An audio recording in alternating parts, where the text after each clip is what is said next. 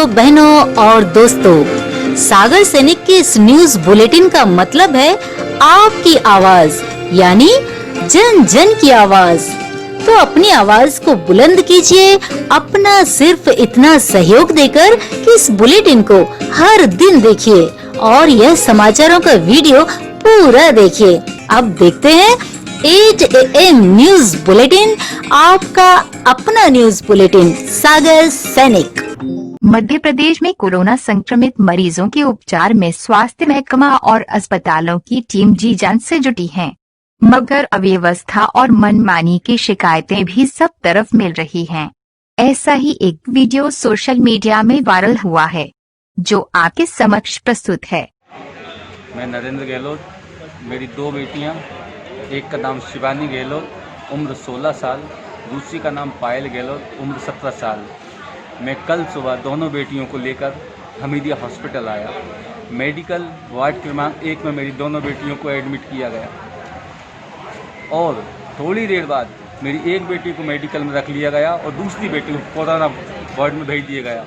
मैंने corona ward वालों से कहा हमारे घर में कोई कोरोना पॉजिटिव नहीं है, ना ही हमारे घर में कोई कोरोना है। मेरी लड़की कोरोना नहीं है, मेरी लड़की पेट में दर्द है मात्र, इसका इलाज कीजिए। मेरी एक भी बात नहीं सुनी, अपने मन से इलाज करते। रात भर मेरी बेटी तड़पती रही, ज़िंदगी मौत से तड़पती रही। और एक बेटी जो दिन भर यहाँ तड़पती रही मेडिकल में, उसको शाम को आखिर उन्होंने मृत घोषित करके मुझे दे दिया, जिसकी मैंने आज अंतिम संस्कार किया है। और दूसरी जो बेटी थी, आज सुबह कोविड वालों ने नेगेटिव कर दिया। मैं कल कह रहा था, मेरी बात नहीं मानी। और मेरी पायल बेटी जो आज अभी है, उसके 24 घंटे कोरोना के नाम पर बदनाम कर दिया, उसको 24 घंटे का समय बर्बाद करके अब बोल रहे हैं आपकी लड़की की स्थिति गड़बड़ है, हम जवाबदार नहीं है। कुछ बोलता हूँ तो गार्ड बुलाकर मुझे धक्के मार के भगाए जाते हैं। एक बाप अपनी बेटी को तकलीफ नहीं देख सकता, डॉक्टरों का ही जुल्म चल रहा है। मात्र व्यक्ति आता है और लाश लेकर जाए, कुछ बोलते हैं तो कहते हैं हमारा क्या बिगाड़ लोगे, हम तो कोरोना वायरस है, मुख्यमंत्री सम्मान करता है, बस ये कह के धमकी देते हैं। हमको बताइए साहब कहाँ जाए। नरेंद्र गहलोत, 16 दशहरा मैदान, भोपाल। सागर सैनिक में आज की विशेष रिपोर्ट है कि किसी सतह पर कोरोना वायरस आखिर कितनी देर तक जिंदा रहता है। इन सतहों पर 5 दिन तक जिंदा रह सकता है कोरोना वायरस, 10 घंटे में तेजी से हो सकता है प्रसार। ये विशेष रिपोर्ट देखने से पहले आपके लिए और देश दुनिया के लिए राहत और खुशखबरी का ये समाचार। पुतिन ने कहा रूस ने बना ली कोरोना की वैक्सीन, बेटी को लगवाया टीका। रूस के राष्ट्रपति व्लादिमीर पुतिन ने दावा किया है कि रूस कोरोना की वैक्सीन विकसित करने वाला पहला देश बन गया है। पुतिन ने आज सुबह ही इसको लेकर घोषणा की। रूस में पुतिन ने सरकारी मंत्रियों के साथ एक टीवी वीडियो कॉन्फ्रेंस कॉल के दौरान कहा कि आज सुबह दुनिया में पहली बार कोरोना वायरस के खिलाफ टीका पंजीकृत किया गया है। कोरोना वायरस संकट के बीच पूरी दुनिया में वैक्सीन बनाने की कवायद जारी है। इस बीच रूस ने इसके तैयार होने कर दिया है। पहले से रूस का दावा है कि कोरोना वैक्सीन तैयार करने में वह दुनिया भर के देशों से आगे हैं। रूस के उप स्वास्थ्य मंत्री ओलेग ग्रिडनेव ने ऐलान किया था कि आज मंगलवार यानी 12 अगस्त को कोरोना वैक्सीन का रजिस्ट्रेशन होगा। पुतिन ने दावा किया कि ये टीका आवश्यक परीक्षणों से गुजरा है। उन्होंने कहा कि उनकी 2 बेटियों में से को वैक्सीन का एक शॉट मिला है और वह अच्छा महसूस कर रही है। रूसी अधिकारियों ने कहा है कि चिकित्सा कर्मचारी, शिक्षक और अन्य जोखिम समूह को सबसे पहले टीका लगाए जाएंगे। और अब प्रस्तुत है सागर सैनिक की ये विशेष रिपोर्ट। ऐसी सतहों पर 5 दिन तक जिंदा रह सकता है कोरोना वायरस, 10 घंटे में तेजी से हो सकता है प्रसार। केवल संक्रमित व्यक्ति के खांसने, छींकने, बोलने या सांस छोड़ने के दौरान निकलने वाले ड्रॉपलेट से खतरा नहीं है, बल्कि किसी वायरस संक्रमित सतह छूने के बाद आंख, नाक और मुंह को छूने से खतरा हो सकता है। शोधकर्ताओं ने चेताया है कि साफ सफाई में जरा सी लापरवाही बहुत भारी पड़ सकती है। कोरोना वायरस से संक्रमित होने वालों का आंकड़ा हर दिन बढ़ता जा रहा है, वहीं इसकी वजह से होने वाली मौतों का आंकड़ा भी बढ़ता जा रहा है। कोरोना महामारी के इस संकट काल में दुनिया भर की स्वास्थ्य सेवाएं प्रभावित हुई हैं, जिस वजह से सामान्य मरीजों को भी इलाज में मुश्किलों का सामना करना पड़ रहा है। कोरोना वायरस का संक्रमण देश और दुनिया में बड़ी तेजी से फैलता जा रहा है। इसके फैलने को लेकर सबसे प्राथमिक बात यह है कि ये किसी संक्रमित व्यक्ति से दूसरे व्यक्ति में फैलता है। किसी कोरोना मरीज के खांसने, छींकने या बात करने के दौरान नाक या मुंह से जो ड्रॉपलेट्स निकलते हैं, उनके जरिए संक्रमण फैलने की संभावना रहती है।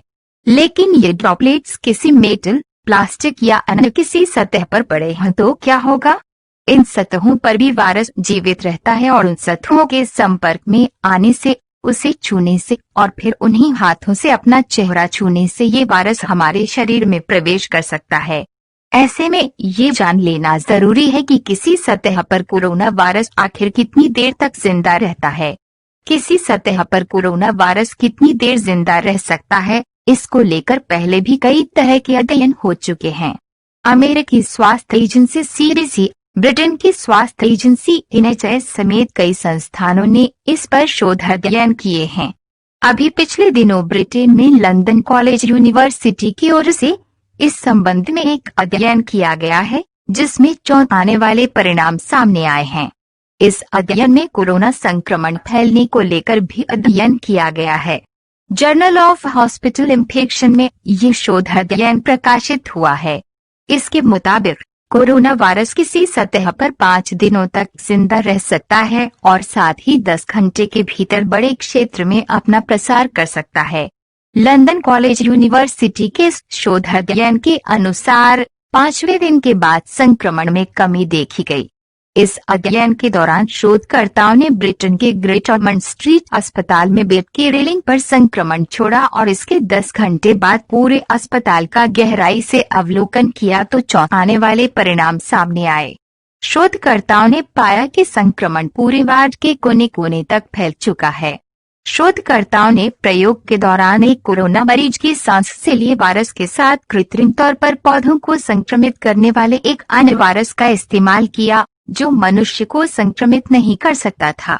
इन दोनों वायरस को पानी की एक बूंद में मिलाकर बेड की रेलिंग पर छोड़ दिया गया। बाद में अस्पताल से लिए गए 50% नमूनों में वायरस मिला। शोधकर्ताओं ने 5 दिनों में वार्ड के 44 स्थानों से सैकड़ों नमूने लिए। 10 घंटे बाद ही लिए गए नमूनों से खुलासा हुआ कई बेड रेलिंग, वेटिंग रूम, दरवाजों के हैंडल, कुर्सियों से लेकर किताबों और बच्चों के खिलौनों तक वायरस फैल चुका था। शोधकर्ताओं ने इसके 3 दिन बाद फिर नमूने लिए। शोधकर्ताओं ने पाया कि वायरस का संक्रमण 41% से बढ़कर 59% क्षेत्र तक फैल चुका था। अस्पताल के स्वास्थ्य कर्मियों, मरीजों और आगंतुकों के जरिए ये वायरस अस्पताल में फैलता चला गया। इस शोध अध्ययन के 3रे दिन तक करीब 86% नमूनों में वायरस का संक्रमण मिला। हालांकि शोधकर्ताओं के मुताबिक 5 दिन के बाद संक्रमण में कमी देखी गई। इस अध्ययन की अग्रणी शोधकर्ता डॉक्टर लीना सिरिक के मुताबिक अध्ययन स्पष्ट करता है कि कैसे किसी सतह से भी वायरस का संक्रमण कितनी तेजी से फैल सकता है। इस शोध अध्ययन से स्पष्ट है कि केवल संक्रमित व्यक्ति के खांसने, छींकने, बोलने या सांस छोड़ने के दौरान निकलने वाले ड्रॉपलेट से खतरा नहीं है, बल्कि किसी वायरस संक्रमित सतह छूने के बाद आंख, नाक और मुंह को छूने से खतरा हो सकता है। शोधकर्ताओं ने चेताया है कि साफ सफाई में जरा सी लापरवाही बहुत भारी पड़ सकती है। बेटी जीवन भर बेटी रहती है, पैतृक संपत्ति पर बराबर का अधिकार। सुप्रीम कोर्ट ने अपने आदेश में कहा कि संशोधित हिंदू उत्तराधिकार अधिनियम में एक बेटी संपत्ति की बराबर की अधिकारी है।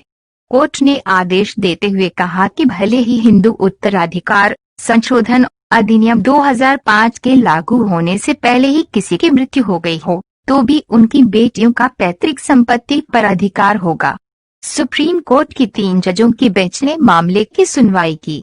जस्टिस अरुण मिश्रा ने मंगलवार को उस अपील पर फैसला सुनाया, जिसमें कहा गया था कि क्या हिंदू उत्तराधिकार संशोधन अधिनियम 2005 का पूर्वव्यापी प्रभाव होगा या नहीं। जस्टिस मिश्रा ने फैसला सुनाते हुए कहा, बेटों की ही तरह बेटियों को भी बराबर के अधिकार दिए जाने चाहिए। बेटियां जीवन भर बेटियां ही रहती हैं।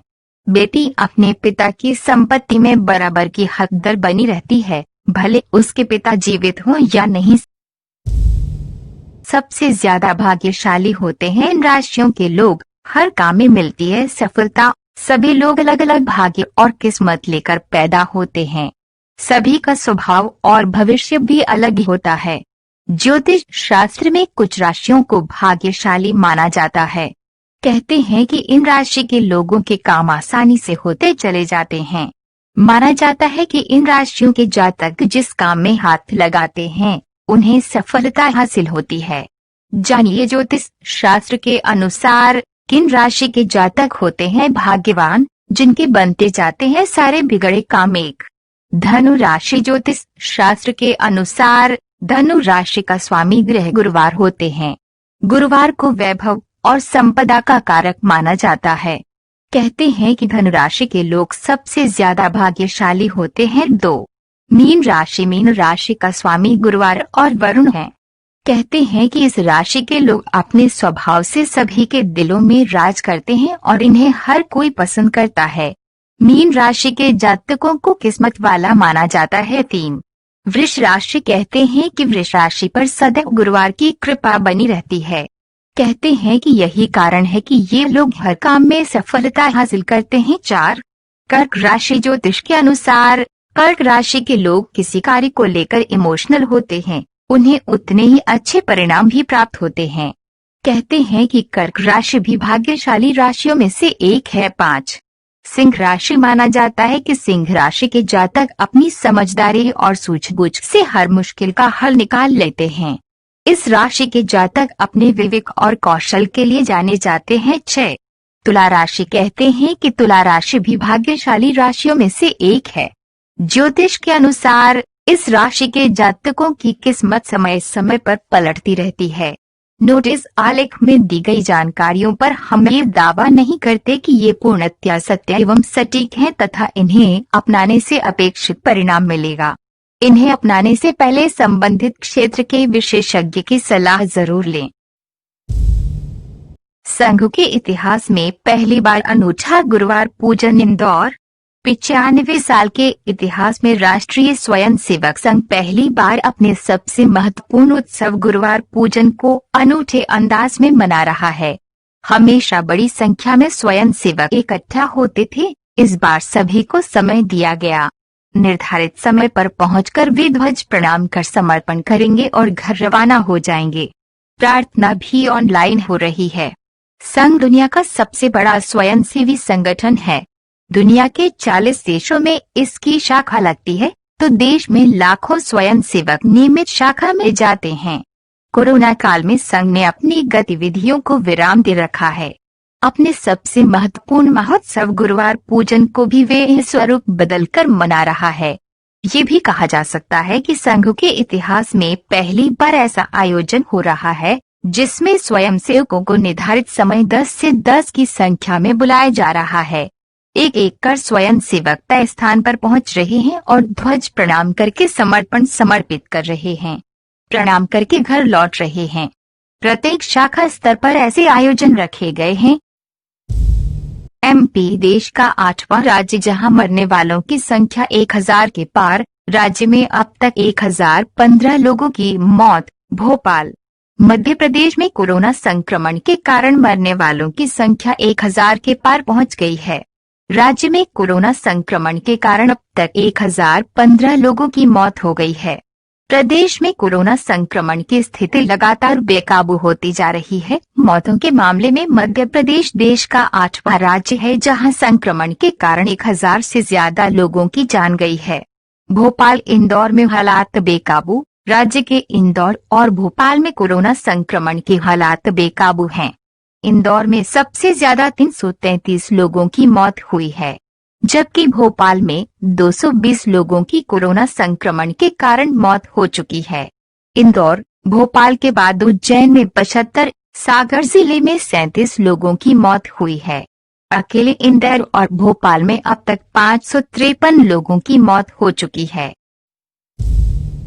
नहीं रहे राहत इंदौरी। कोरोना वायरस के जग में आए मशहूर शायर राहत इंदौरी की मंगलवार शाम 70 साल की उम्र में दिल का दौरा पड़ने से मौत हो गई। राहत ने मंगलवार सुबह खुद ट्वीट करके अपने कोरोना पॉजिटिव होने की जानकारी दी थी। शहर के पॉजिटिव आने के बाद देश भर में उनके चाहने वाले जल्द स्वस्थ होने की प्रार्थना कर रहे थे।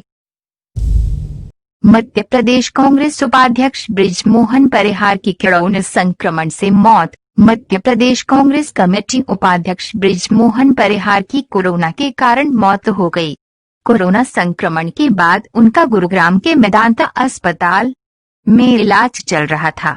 संक्रमण बढ़ने के कारण उनकी हालत बिगड़ती गई और उन्हें बचाया नहीं जा सका। उन्होंने मंगलवार को आखिरी सांस ली। एमपी में शराब पर सियासत। मंत्री ने कहा एमआरपी से ज्यादा कीमत में बेची तो ठेकेदार के खिलाफ होगी कार्रवाई। भोपाल। मध्य प्रदेश में एक बार फिर से शराब को लेकर सियासत शुरू हो गई है। कांग्रेस ने आरोप लगाया है कि मध्य प्रदेश में शराब एमआरपी रेट से ज्यादा बेची जा रही है। वहीं वाणिज्य कर मंत्री ने निर्देश देते हुए कहा कि अगर राज्य में एमआरपी से ज्यादा रेट में शराब बेची गई तो ठेकेदार के खिलाफ कार्रवाई की जाएगी। शिकायत पर होगी कार्रवाई। दरअसल राज्य में एमआरपी से ज्यादा कीमत में शराब बेची गई तो संबंधित ठेकेदार के खिलाफ सख्त कार्रवाई होगी। वाणिज्य कर मंत्री जगदीश देवड़ा ने कहा ठेकेदारों द्वारा एमआरपी से अधिक दर पर मदिरा विक्रय करने की कोई शिकायत उपभोक्ता द्वारा किए जाने पर संबंधित ठेकेदार के विरुद्ध जांच कर कठोर कार्रवाई की जाए।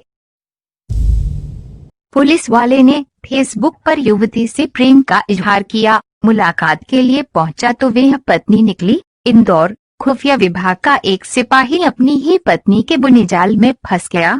सिपाही इस समय पत्नी से अलग रह रहा था।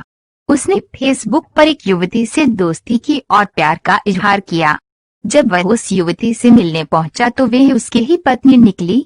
मामले में सिपाही की पत्नी ने दोनों के बीच हुई फेसबुक चैटिंग के स्क्रीनशॉट्स के साथ डीआईजी को शिकायत की है। जानकारी के अनुसार सुखलिया निवासी मनीषा ने डीआईजी से पुलिस की विशेष शाखा में पदस्थ अपने पति सत्यम बहेल की शिकायत की।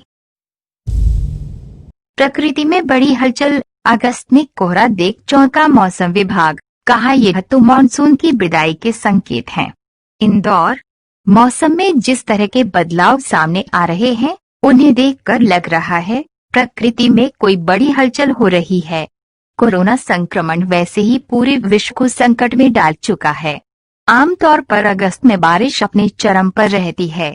कहा भी जाता है कि भादौ में झड़ी लगती है, परंतु मौसम विभाग को इस समय मानसून की विदाई के संकेत मिल रहे हैं। चौंकाने वाली बात है कि अगस्त के 10 दिन में 2 दिन धुंध कोहरा दर्ज किया गया। जानकारों का कहना है अगस्त में ऐसा कभी नहीं हुआ। दोस्तों के साथ पिकनिक मनाने गए राष्ट्रीय स्तर के क्रिकेटर की डूबने से मौत। इंदौर।